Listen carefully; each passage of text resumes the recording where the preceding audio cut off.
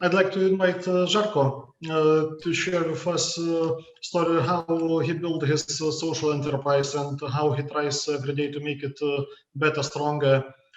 And please, Žarko, tell us your story. I only would like to share this message with you that this center run in Struga by Red Cross Solferino is beautiful building with beautiful facilitations, some facilitate possibilities, and near the lake, Ohrid Lake, beautiful place. So I really recommend it for the conferences and workshops. We see it for Barbara Mindaugus Social Enterprise AHP pre-lab presentation. So push on it. Barbara, not everyone has such a capacity to see what's inside, you know, then it's closed. Well, Žarko, please stop the share, then open the presentation, and then push the button start the share, and then locate you opened the presentation. Now please stop the share.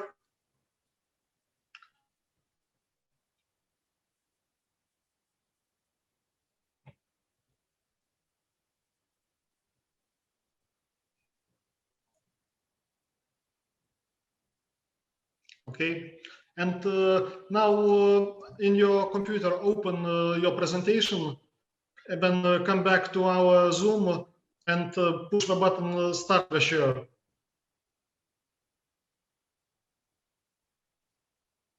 And then select the window which has your presentation, which is already opened. No, not the real window, Žarko, it's okay, come back. No, I'm just joking.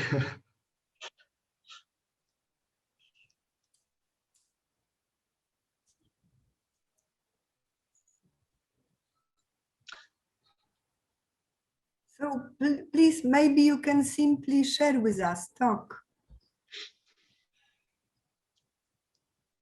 It is pity because we couldn't see.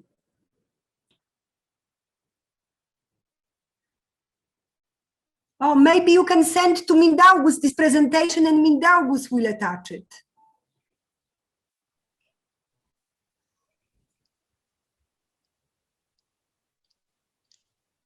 Oh.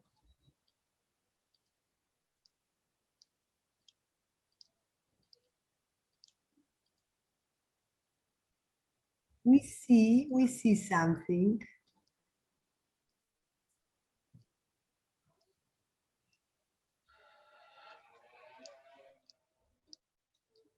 Žarko, could you please open your presentation first and then launch start the share button?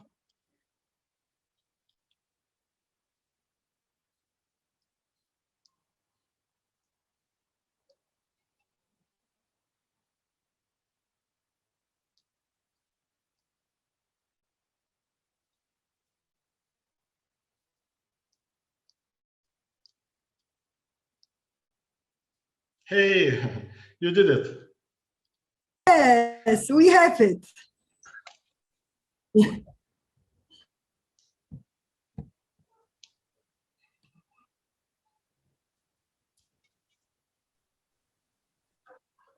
Yes, we see.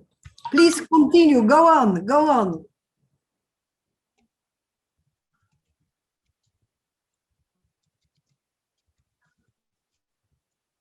My name is Žarko Ginovski, Executive Director of the Social Enterprise AHP Prilep. Кратенката помощ за хендикапираните, so aid for handicapped and the poor. Sorry, with our social enterprise, we've been working for 5 years now, and during these 5 years, we started recycling waste wood. So we started with recycling waste wood. And in order to have this material, we started with our cooperation in Prilep, companies that work with wood, and the leftover of the wood, instead of burning it or storing it and polluting the environment, together with these companies in Prilep, we collected the waste wood, the remains of the wood, and in a way with that we made a product.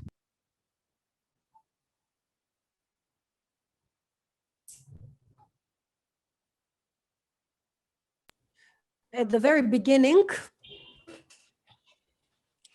in order to succeed with our mission, with our enterprise, we started immediately cooperation with private enterprises. We are like the suppliers of the raw material needed. So from the very start, it's visible, it's obvious that we started out with private enterprises.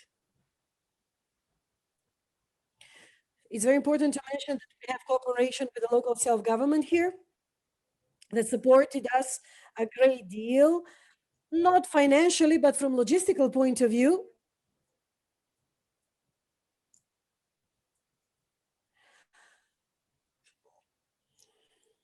But they also enabled us easier access to waste wood in the local self-government, and this was very important, especially our contact with the public enterprise Macedonian Forests,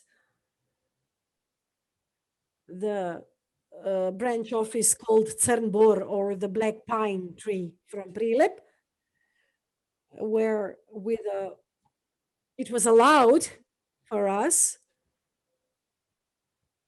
to collect the entire waste wood, which is a product of the logging happening. So to collect all of that waste wood and to finalize all this in a product. This is product which is necessary for the people to heat themselves up in the winter, for wood pellets. The problem which occurred here is that we can only work on this for 6 months. Why? Because the wood chips absorb all the moist in the winter months, so we cannot produce the pellets throughout the damp, the moist weather. So in winter, in autumn, this is why we contacted other private companies to instruct us what to do. So in cooperation with several companies dealing with collection of plastic waste, we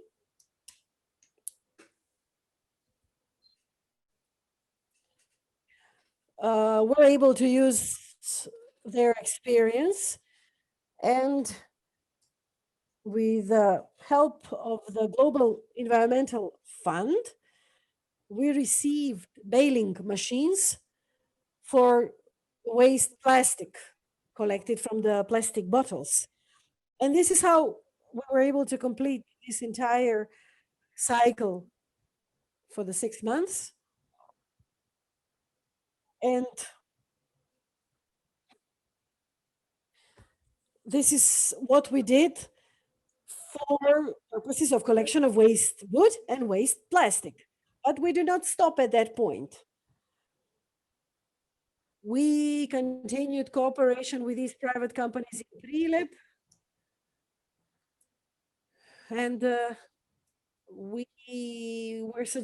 they suggested to us that we diversify our business, develop our business further, not only to collect waste plastic bottles, but also to start shredding the waste plastic, the waste products, in a way to end up with plastic flakes, which is a semi-product, which is like a byproduct used further on to receive other plastic products. And actually, we were greatly aided here by private companies in Prile because they were familiar with the entire process. And you can see here the pictures below how they were helping us master the knowledge of the entire process from collection of waste plastic all the way to receiving this byproduct, these so-called plastic flakes or granulate, which is a semi-final product used for the production of other plastic products. And but I again want to emphasize here that the cooperation with private companies dealing with waste plastic and plastic production was very important. And the cooperation with other NGOs, not only in Macedonia, but abroad, because we got in touch with such enterprises, such NGOs and companies which are dealing with recycling of waste plastics and wood. So with the support of these NGOs from Austria, Germany, USA, we received more and more knowledge. So in a way, we were asked to finalize. We were asked to master our knowledge on how to use the machine for high pressure injection in order to start producing final plastic products from the plastic flakes or granulate, which are used in housework. So many products which are sold even in Skopje on the big so-called plastic street, products like, I don't know, plastic pans, covers, and other products used not only at the sold not only at the Macedonian market, but also sold in Kosovo, Serbia, Albania, Greece, Bulgaria, so in the region, in the countries, sold in the countries in the region. So if we have a chance, actually, we still have not received this machine for injection, high pressure injecting of plastic flakes in order to produce ready-made waste plastic product. If we do receive it soon enough, we are hopeful that this is going to happen. We're going to be able to finalize the entire process. And that way, further develop our social enterprise, which will be then able not only to sell at the local level, but also we would be able to export in the neighboring countries. Going back to the topic of today.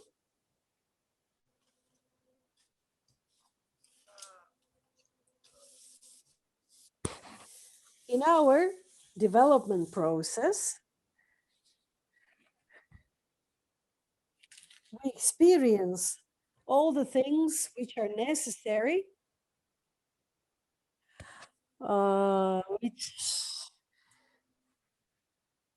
which are necessary to be known, and that every company is going through in their development. And there is certain knowledge that you need to have in order to be financially sustainable. And you also need to master this knowledge. So this is why I fully endorse everything you had said regarding establishing contacts at the local, regional, national level, contacts with all the stakeholders that can help. So without these contacts, we would have been, not as successful, including the state institution representative offices at the local level, the national institutions, I speak of the ministry here, the adult training center in Skopje, which is also very helpful in this entire process of training, education in these new skills. You know, helps us train the young persons who are jobless, but who are very much eager to learn how the recycling process happens. And also organizations from the NGO sector. There are many such organizations or institutions which act as education and training centers. Other NGOs dealing with the popularity of recycling, organizing different promotional and awareness raising activities, further promoting the recycling activities such as the Center for Climate Change from Skopje and others. And let's not forget the business and business sector.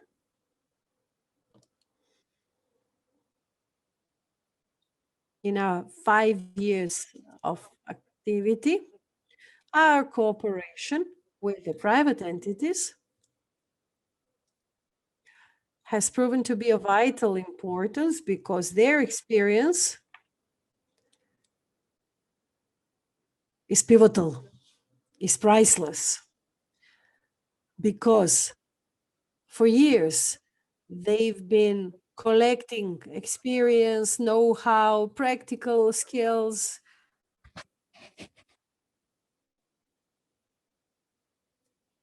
the know-how technologies.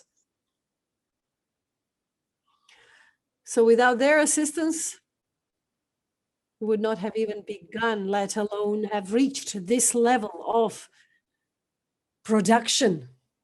So their assistance is instrumental because these products help us reinvest the funds, not only in salaries for staff, for employees, for the marginalized group, people who are employed, not only for the education center, which is actually not working at present due to the COVID crisis problems.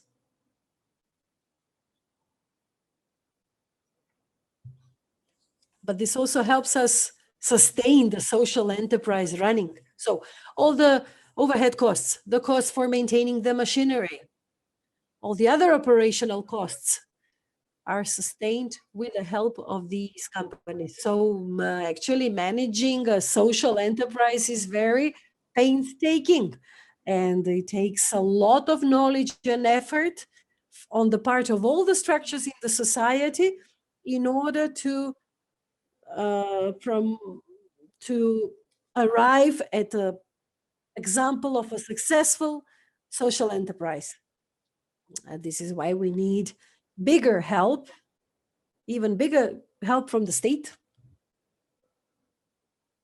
And like I said, the local self-government is giving us logistical support because they unfortunately are not capable, do not have the capacity of offering grants. They give us some symbolic grants, which are not enough to move forward social entrepreneurship. However, with the help of international foundations and funds, we are somehow managing to become financially sustainable. And once again, I have to reiterate that I fully agree that we need a system and strategy in place. But many people who are working in Skopje for the promotion of the social entrepreneurship and social enterprises, this need to know more in more practical terms, in more direct terms about all the problems and all the issues that we are faced with in the social enterprises. Past year of 2020, 2021, when your workers would get infected with COVID, we had tremendously bad experiences with the COVID even companies with a solid standing were forced to shut down their business companies, let alone the social enterprises. So without further ado, this is what I wanted to share in the context of the cooperation with the local stakeholders, which again are the state institutions, the business sector, and the NGO sector. Thank you very much for your attention. And I hope to be able to answer any questions you might have. Thanks, Žarko. Okay, so we have room for one question to Žarko. Who wants to know more about plastics? Mimosa, okay, please.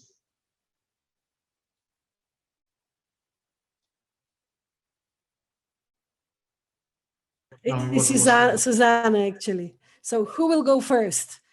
Okay, so Susanna was not aware that Mimosa had raised her hand. Now it's two of them who both of them want to ask the question, pose a question, actually. So they're just arranging between themselves who goes first. So it was an excellent presentation. Thank you very much. It is an excellent model, a truly very innovative and current model. My question is, when was the company established? Who are the founders of the enterprise? Which is the legal form? And which are the employees in this enterprise? And how many employees do you have? Thank you very much. So we started out back in 1999 as an NGO. Aid to Handicapped and Poor was the name of the NGO. Whereas we started out commercial activities in 2016. So for 5 years now, we have been scoring profit or generating profit.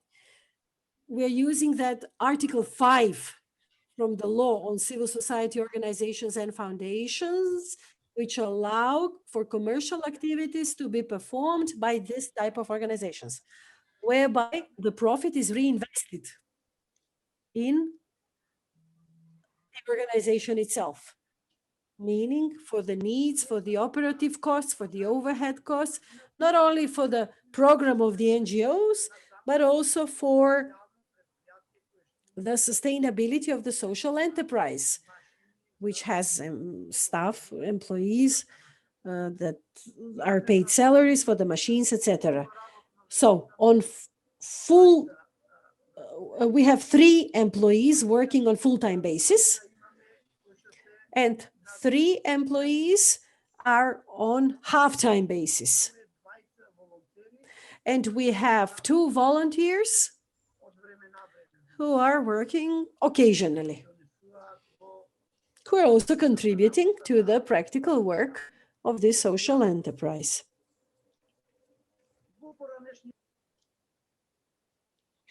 In the past, when our Roma Education Center was running, we had 15 employees, but those were better days. When we had financial support from the Open Society Institute, from USAID, from the Children's Foundation, Pestalozzi, but the time came when we had to produce something in order to become self-sustainable, generating profit that we are going to reinvest. Meaning not to be dependent solely on grants, but also to perform social activities. We also visited Austria and Poland. We witnessed the social enterprises there. However, those social enterprises cannot be compared to ours. Why? Because of the tremendous support that they're receiving from the state and from other structures in the society. So they're not struggling as much as we are. They have an annual plan, and based on that annual plan, they have a budget of 800,000 euro, all the way up to €1.5 million, depending on the type of social enterprise and its size. So these social enterprises are in a much more advanced stage compared to us.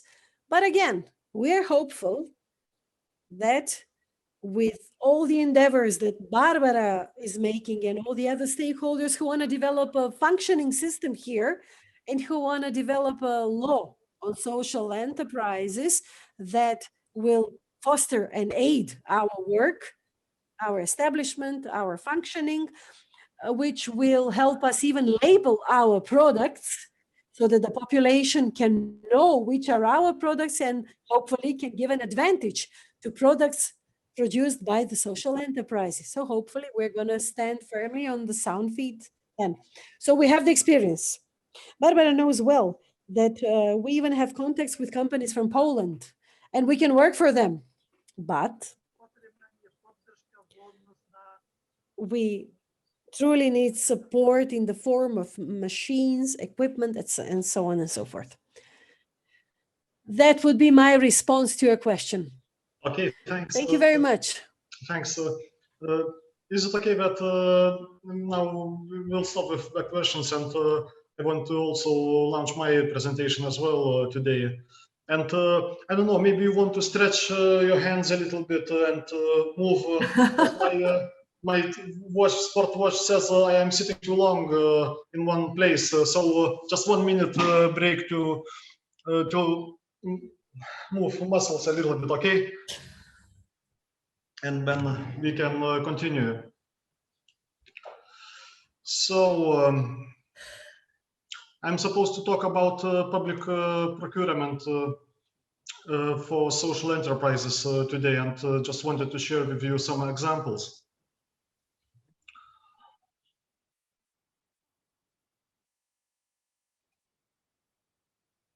So we are talking about several things here, and I'll go for examples from other countries. And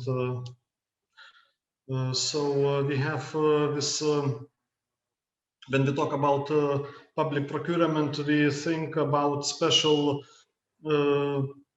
clauses in the procurement regulations, laws that allow to give some advantages, incentives for and preferences for protected companies or sheltered companies. You know, as you know, there is a special status for those that, for example, employ the disabled people, social enterprises, and maybe some NGOs as well. And this concerns us because this is a huge potential revenue and stream of money to pay for our services, products. So we have to be aware about opportunities that public procurement can provide. Now the situation in Europe is also changing all the time, and of course it's very hard to, let's say, replicate something from another country with long history of social entrepreneurship to Macedonia. But let's have a look at some of the things. Also, I want to touch a little bit about the corporations as well. Jarko already mentioned partnership with companies, or some other speakers talked about partnerships between for-profit companies and social enterprises or NGOs. That's another topic, and also provide some advice what we can do. So basically, social procurement, which we envisage, is about adding to the procurement requirements special things like maybe minimum wage that has to be paid to your staff, or maybe impact that you have to achieve with a procurement. In addition to provision just basic services, you still have to do something extra, or maybe there are some environmental requirements also in place that you have to fulfill, all keeping in mind that replicate and increase the effect. Okay.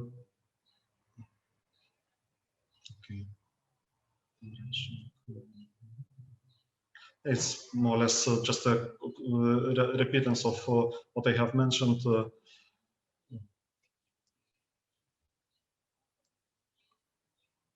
But municipalities and ministries, public entities, we have noticed that with public procurement we can achieve more by adding additional things and additional requirements to contractors.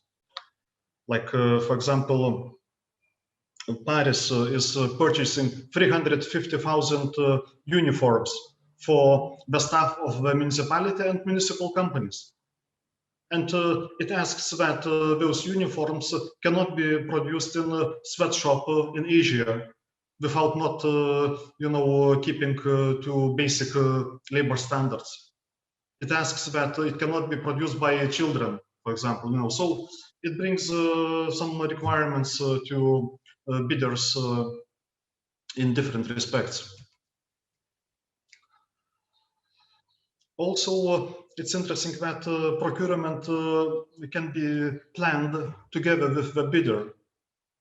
Imagine a social enterprise comes to the municipality today and talks that, we want to sell our services to the municipality, because we see that there is a need, like elderly care or home care for people. And we want you to help design the procurement notice together so that it matches the current situation, the needs. Also, it matches the capacity of social enterprise as a provider. That's very important, because if the procurement is going to be announced just solely by the municipality itself, it may happen that, there will be no bidders, or there will be bidders from other cities coming there, or there will be bidders with proposals that do not really reflect the needs the needs of local people and social enterprises as well.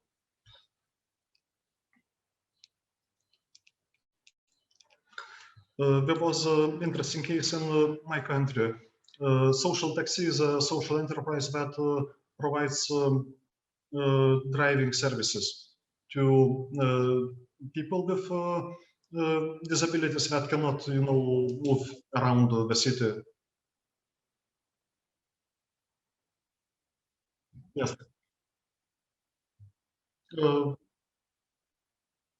Dimitar, can you switch off the mic? Dimitar, please switch mute your mic. So it is Ekovita, Sashko, please. Okay. Okay, so just a second, I'm sorry. Okay, social taxi, very quickly. What was the problem? Of course, not all the people with disabilities have their own private cars that can take them around the city, to the hospital, to the shop, elsewhere. And the social enterprise came with the idea and a proposal to local municipality. Why don't we design a service paid partly by the municipality and partly by those people who have needs to move around the city? So the tender was designed in a way that helped this social enterprise have a contract, rent or purchase the car, which is fitted for delivery of people with disabilities on wheels. And when the system was created, we started in one city. Now we operate in 4 cities in Lithuania. During the last 3 years, we have increased their services. But it's just an example, of a service that was not really in minds of municipality before, but it was a proactive activity of the social enterprise to design such a tender. Of course, there are some administrative preferences as well in place that can be used by social enterprises. Like, for example, in Lithuania, 10% of all public purchases should be done from protected companies or social enterprises. So at least they must buy property, something from those companies, And about like maybe, I don't know, like 10, 15 years ago, I was a bit upset about this rule, because I used to have a consulting company, and usually we had, selling strategic studies to municipalities, business plans or like development plans, and all of a sudden I see on the tender list that they say that this service could be provided only by a protected company. I am inquiring from municipality what happened. It's just a regular feasibility study that you used to purchase on the market without any limitations. Well, yeah, apparently our competitors employed the disabled people, and they got the status of a protected company, and then they pressurized municipality to include the feasibility study under this clause, So it's just an example, a story, but what reminds me of those limitations sometimes. So you may experience also some people unhappy about some preferences, but since you don't have them yet, so not a big deal, I guess. It's interesting, for example, that in Spain, Basque government has mandatory required that all public procurement should have clauses on social, sustainable, environmental concern. So, I mean, this is big wave, big thing coming, and it will soon reach Macedonia as well. You have to get ready. Okay. Yeah, it's just about things that I have mentioned, waiting.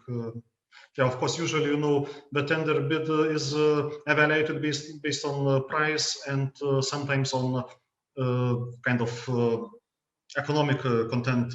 But with the procurement for, let's say, from social enterprises, you can always request and expect that there should be additional clauses that give you preferences.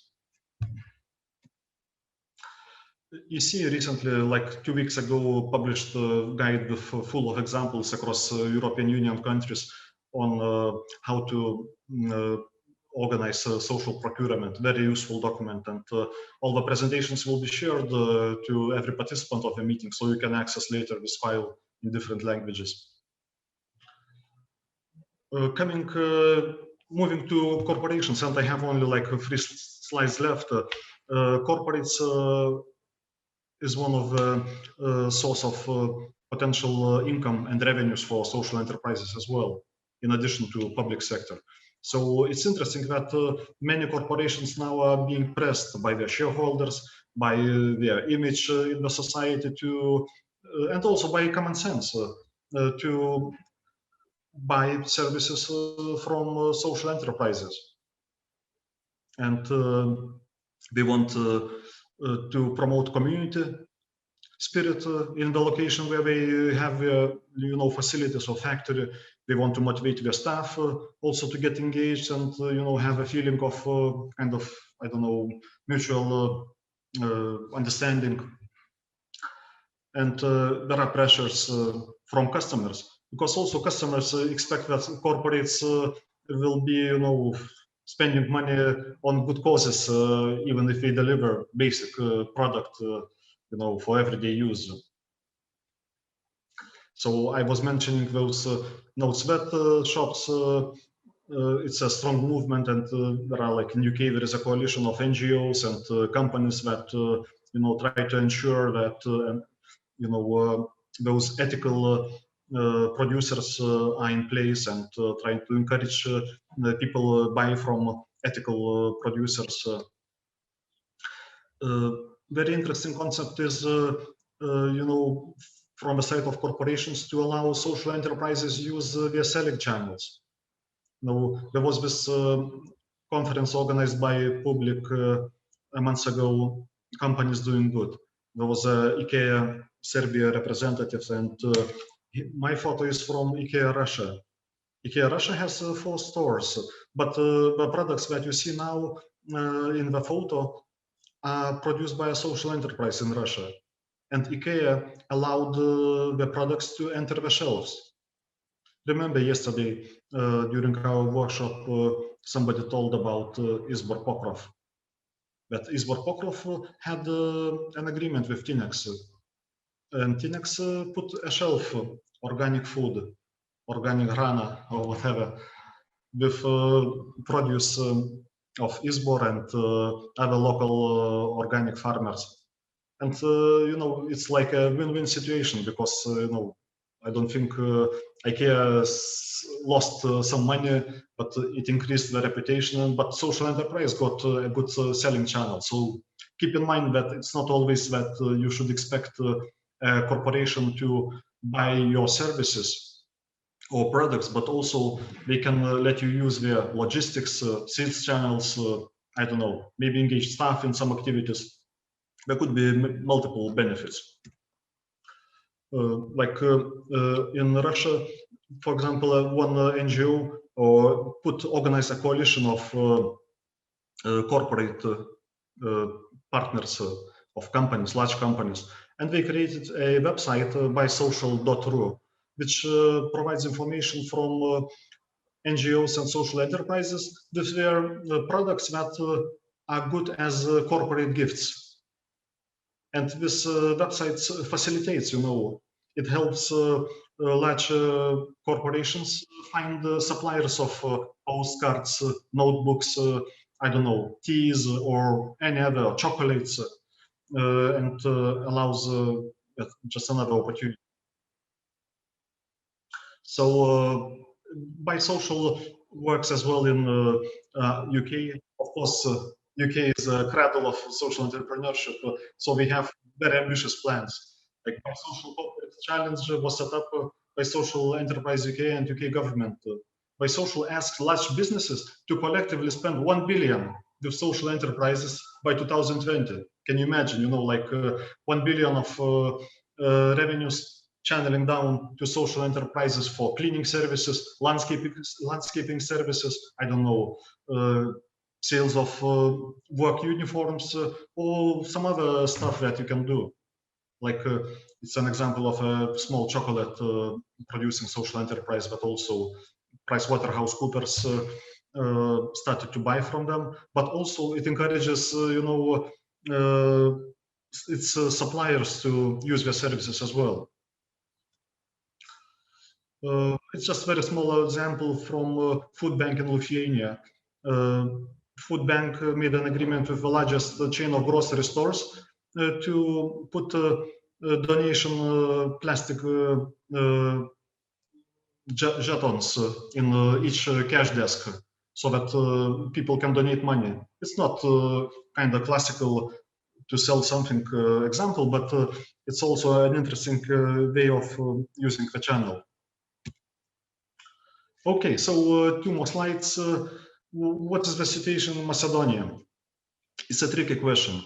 On paper, protected companies and social enterprises have an incentive in terms of public procurement. In reality, it's probably impossible to be used.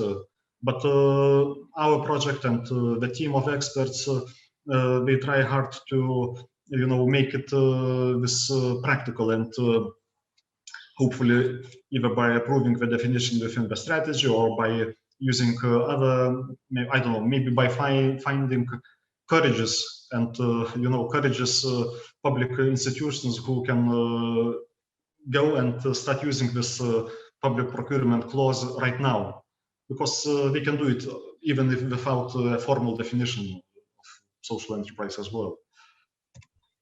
Also, what's interesting, I was really surprised because in my country, public sector is a very huge partner of all social enterprises. So one of local experts provided me with information. I asked him, can you show me the database of public procurement in Macedonia? Okay, here you go. This is the database. So can you imagine? In 2020 and 2021, there was only one contract awarded to public service, contract awarded to a social enterprise NGO in Macedonia from the public sector, from the municipality of Center to Humanost. It just sounds like crazy. I mean, but it also depends how you look at it. There was this joke about a trader who was trading shoes, and he came to Africa with people no shoes. Oh, he said, well, that's a big business opportunity. I shall sell shoes to them. So it's the same, like if there were no tenders and only Humanost got a contract from municipality. So, well, you have plenty of room to grow and plenty of opportunities to do it. Just you have to massage your municipality, find all your cousins and launch a tender, and here you go. It's that easy. Okay, so, but of course, speaking more seriously, public sector has to be educated and lobbied, and you have to show that you could deliver. And it's tricky because if you have not been doing any services, how can you prove that you can do them? but you have your donors funding. You have all those EU, USAID, GIZ funded projects that helped boost your capacity, train your staff. You work with disadvantaged people. So try to get all you can to show that you can reach, you can deliver, that you can provide some impact and show it to your municipality. Hopefully this may work.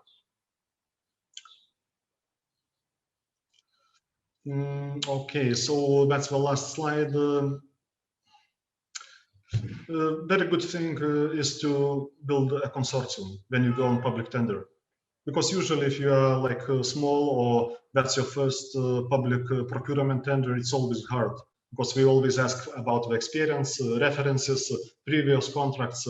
So why don't you, join with Red Cross if he wants local partners and submit a proposal to some municipality in, Kochani and for delivery of social services, but use the name of Red Cross as the lead applicant, and you would be a junior applicant in this consortium. Also, use your moral power when you talk to corporates. Show them that buying from yourself, we can, increase the image and do good for the community.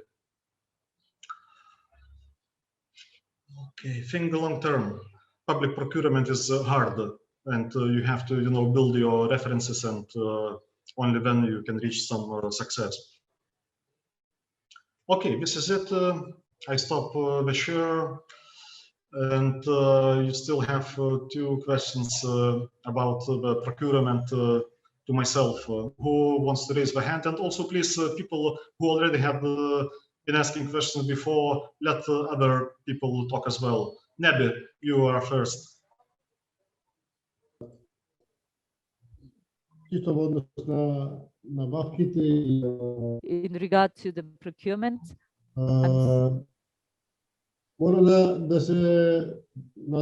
I want to add on to what to Alexander's presentation, because we keep mentioning the municipalities, that the municipalities should help, but unfortunately we've been working with the entrepreneurship and support of entrepreneurship and the support of everybody who would like to work, but with the process of decentralization 2004, the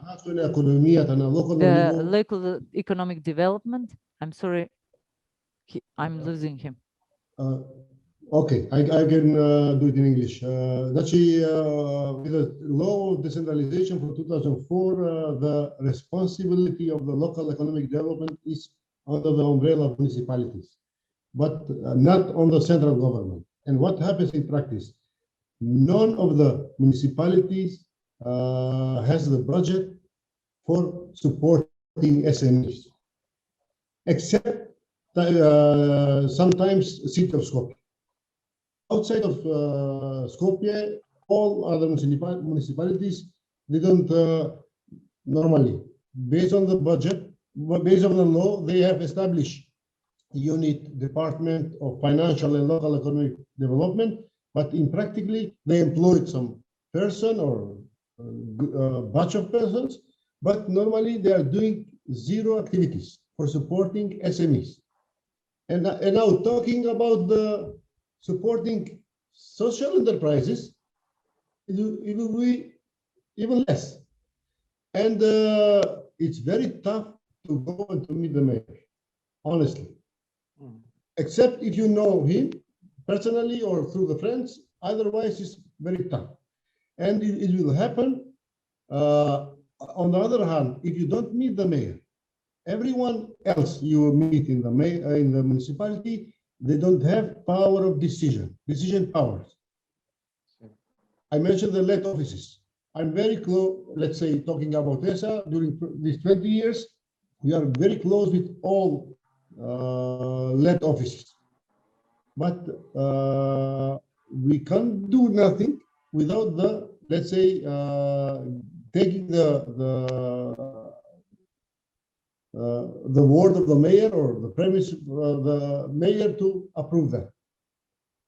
And very often it's very tough and sometimes even is impossible.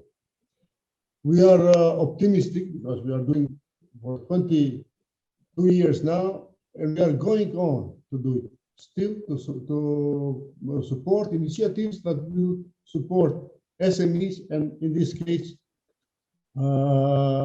identifying social enterprise ideas in our region and trying to support them through information, advice, consultancy, financial support when it is possible to find. And normally, why not? Again, we have to include municipalities because, like I said, based on the law, they are responsible to take care about that. That's it. Okay, fine. Thanks a lot, Nebi. Well, I didn't hear the question, but no, it's okay. I mean, I understood the situation is bad, but Nebi and everybody, you cannot get away from municipalities increasing their powers, and you cannot get away from municipalities being mandated to purchase one day something from social enterprises. Well, maybe this will not happen tomorrow, but the next year or before entering the EU accession or the EU or whatever, it will happen anyway because that's the only way. It's inevitable.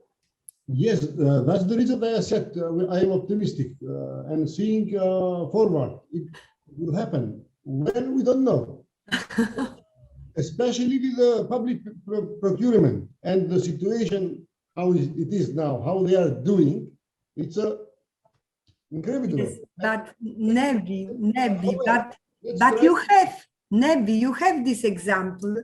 Alexandra Boeva mentioned, of course, that the money comes from the World Bank and local municipality ministry receive this money, and money goes to the local municipality, and local municipality sign contracts with social services providers, among them with social enterprises. So you see, yesterday you mentioned that it should be some, bonus or like you mentioned, some package, but also for local municipalities. We have to find way to encourage them. So when they received money, they are starting to sign contracts with social services providers, which are licensed by the Ministry of Labor Social Policy. Each social enterprise can apply for license, like to fulfill standards, and then can approach to the local municipality and discuss about the contract. So we have such examples exist in your country, So, but it was money given. So it was like not money from the local municipality. Now we are talking about money from local municipality, but not to support by grants, but to buy services. They need to clean streets, they need to have green area, they need to paint their schools and other services. So do you think that we can find one municipality in your sub-region to have such pilot project? We find one local municipality, one social enterprise, and we'll try to do that and check whether it works or not. I'm positive. We will try, but just an example. Our public company for cleaning and water has 400 employees. 400. And now it's open call from, it used to be UNDP's one, and now it's under the Employment Service Agency for municipalities to engage marginalized group for supporting through their employment. None of I'm talking about my region, None of municipality has applied. Zero. Aha. That means there is a budget there, and just need to write the project and to say, let's say Roma or women's or we will support for 6 months salary or take care. Or none of municipalities. But maybe they don't have experiences to hire directly those people, but through civic society organizations, which work with such group of people. And maybe we could a little bit, I don't know whether it is such possibility that they contact civic society organization and they have contract with civic society organization, and civic society organization provide these people. Barbara, UNDP has tried for 10 years to taught municipalities through in close cooperation with NGOs. By last year, NGOs have wrote the project, municipality just put the stamp, and it was very successful. Every year, different kind of project.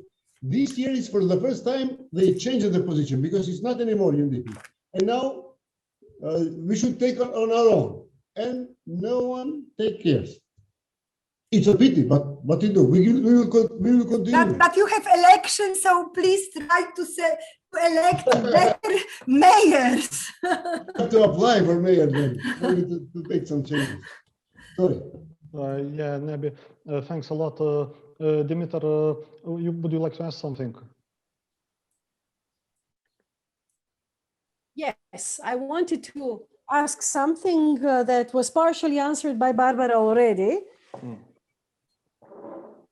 pertaining to the cooperation with the local self-government. So, can anyone from the speakers, Barbara, can anyone tell me which municipalities have had good cooperation with social enterprises? Whichever of our local enterprises, whichever of our local self-government administrations we approach in an attempt for establishing cooperation for betterment of the social enterprises or signing contracts for social procurements, it doesn't work. So how can we better approach the local self-government and be more successful? That is the question. Okay.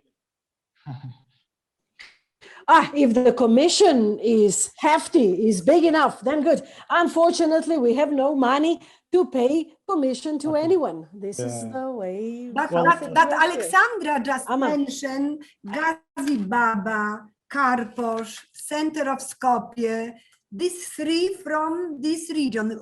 I am trying to now, I am trying with Gordana to work with Aerodrome municipality and to convince them to cooperate with In Vivo, which was presented yesterday.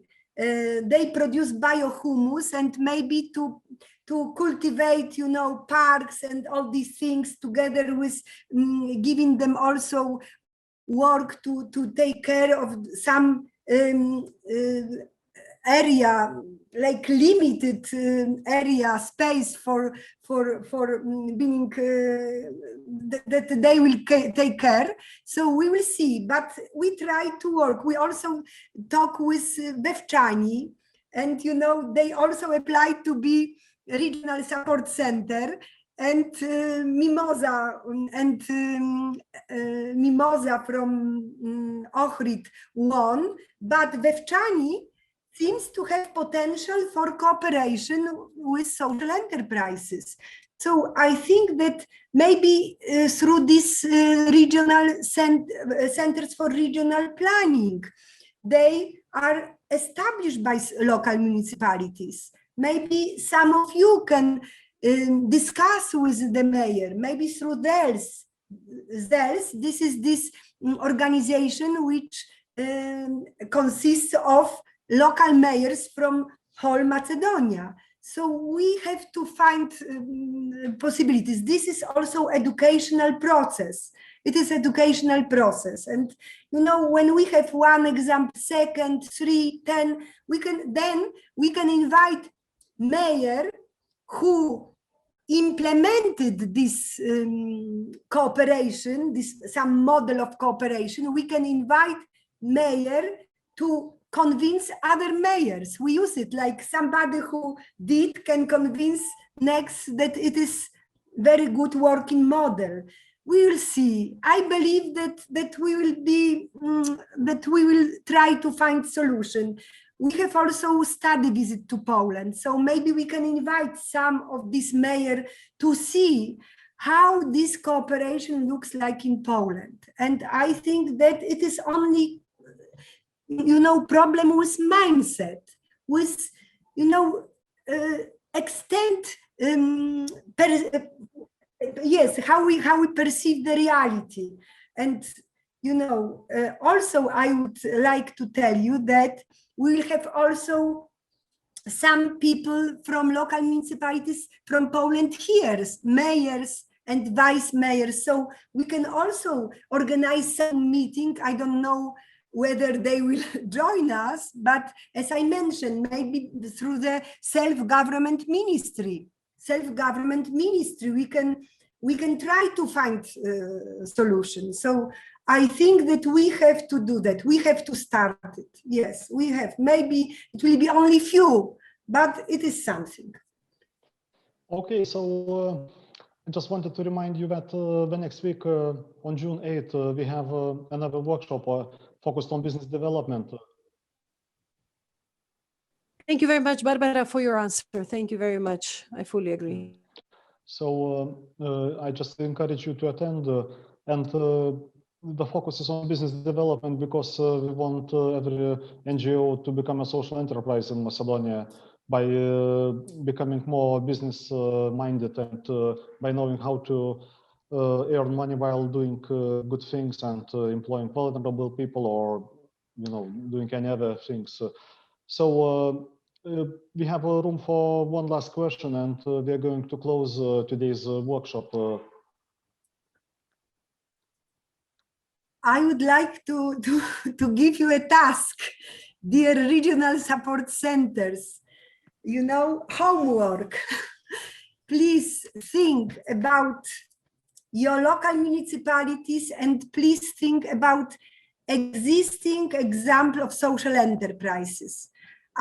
So we would like to visit you, and maybe with this, the most promising stakeholders, partners, we can think together, or maybe only with you in the beginning, what we have to do, how we can reach important stakeholders from your region, how we can organize, you know, promotion of social entrepreneurship in your region with use of our tools and financial support, because we have huge promotional component in our project. But also it is important to have some examples and to show real examples that it exists, like Alexandra's examples, like Żarko examples. We have some, like genuine experience from Ohrid, like In Vivo, like Socrates, like, you know, Humanos. We have some examples, but it's still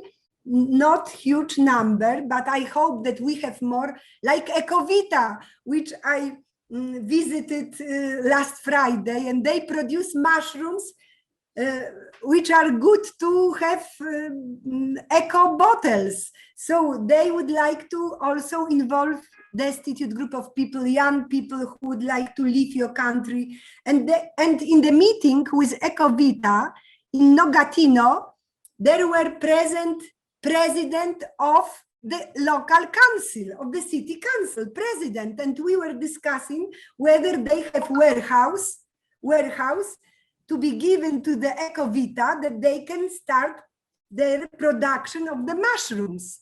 And you know, so when we at Ecovita Negotino, it is under the Veles coordination. So we can find some examples. So please think which local municipalities are most open. Maybe there are some examples. Maybe you simply don't know about them because you were focused mainly on small, medium enterprises. And maybe there are some example like social enterprise, like Żarko, it is organization running economic activity, and he has 6 people hired. And he didn't mention that first grant he received from Polish embassy when I was here first time to buy machine to produce a pellet. So they are possibilities. Maybe it is not systematic solution now, but also grant within our project. Grants will be given in September, October. So Żarko needs next machine. He has to apply. Of course, I couldn't promise that he will win because we are not in the committee. We are not in the selection committee. We only designed this grant scheme. And now EU delegation said that we couldn't be in the selection committee because we are close with you, so we'll be not objective. Yes, but I think that we probably will, that will be probably about 30, maybe 40 grants given to the social enterprises to buy equipment, tools needed to start economic activity. Also, I sent you information from GEF, Global Environmental Fund. They also provide 25,000 euro to buy equipment for social enterprises. I have meeting with this president of GEF. So, you know, when we will put some of these elements together, we see there is some potential. Now it is only way how we can build this, you know, Lego boxes, like Lego, like, you know, something like that. Okay, so I believe that we find a way. These formal documents have been preparing, and I think that it will support systematic solution and access to finance, and like not only occasional access to finance, but like permanent access to finance. Yes. Okay, so thank you so much, dear friends. It was a pleasure to be with you, and we have started to discuss with you personally. So wait for us. After 8th of June, we'll visit you. We'll prepare plan, and each day we'll visit one regional support center. Thank you for your presence with us. Thank you. Thanks. Bye. Thank you, Dragan. Thank you. I count on you because each example is, you know, priceless. Thank you. Priceless. Thank you. Bye-bye. Alexandra, thank you for your presentation. Great example. Great.